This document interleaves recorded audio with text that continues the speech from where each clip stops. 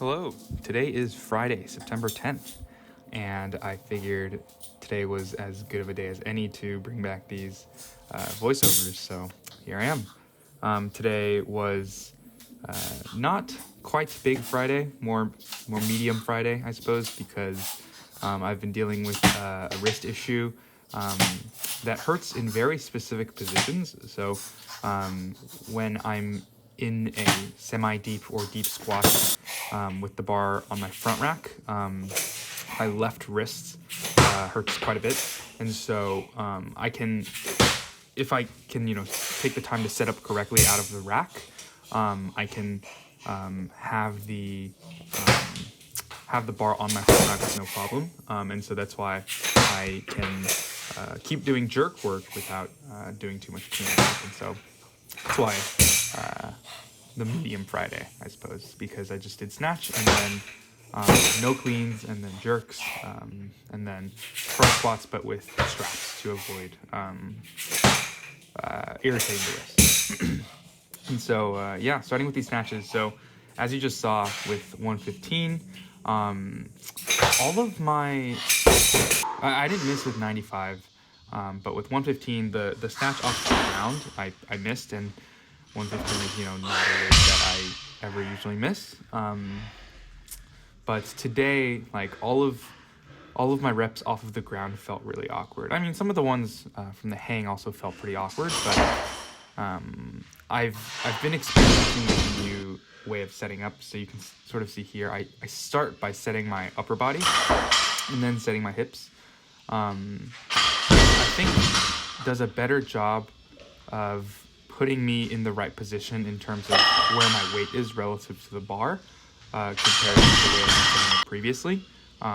So like I'm able to push more directly with my legs and thus be able to transfer energy more efficiently to the bar. But I guess some of the resulting problems is that you can see sometimes, or not sometimes, but like most of the time, I'm not able to get my lower back fully extended. And two, as you saw with like the first few warm-ups, things just felt pretty awkward off of the floor. But with a few reps, I got used to it, I guess. But I think that's an indication that like I might need more work off the ground, but I don't know. So yeah, here's my first set at 210. I make the first set, and then unfortunately miss all of the rest. The way I miss sort of gets progressively worse. And this is actually the same weight I did last week, but last week I made none of them. So I guess in that sense, I have made a little bit of progress. But yeah, I think these misses, I feel like I just sort of need to push harder and stay connected to the bar after extension. I don't know, a whole load of problems, honestly, but I guess we'll just have to address them one at a time. And then moving on to these jerks. So yeah, like I mentioned, I can have the bar in my front rack like that if I've set up correctly from out of the rack. And so that's how on Wednesday I was able to do power jerks. I worked up to like a double of 225, but then the clean jerks, the hang power cleans, I just stopped at 185.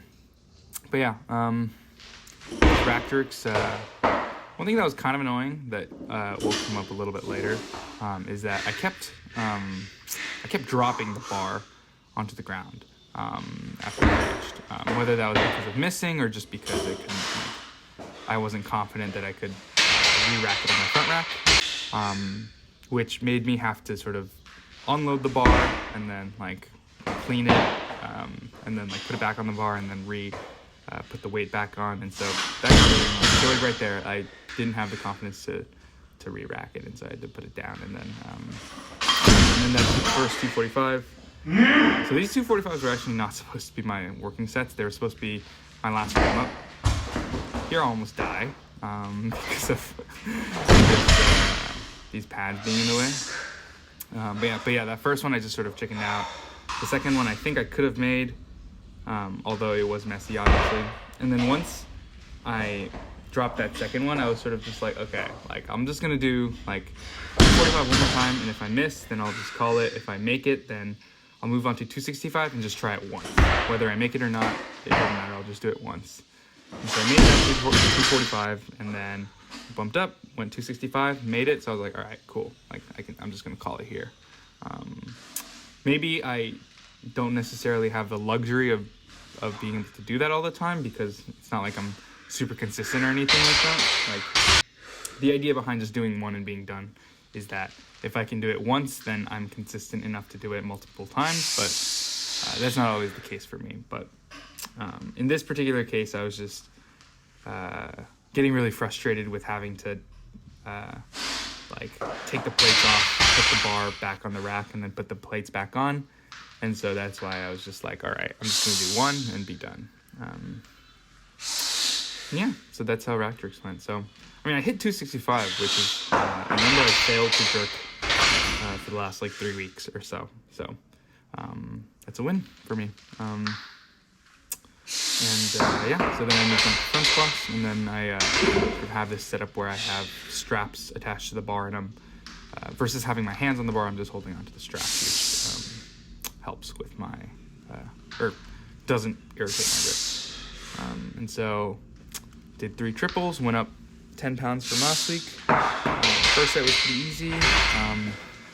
Second set was pretty hard, and then third set was even harder. I think it's harder to get that right feeling of thoracic extension in my upper back when I have the straps versus when I have my hands directly on the bar. Excuse me. But in any case, I'm getting the work done, and I'm basically in the same exact positions as I would be with the front squat, maybe just a little bit unstable, or maybe just a little less stable.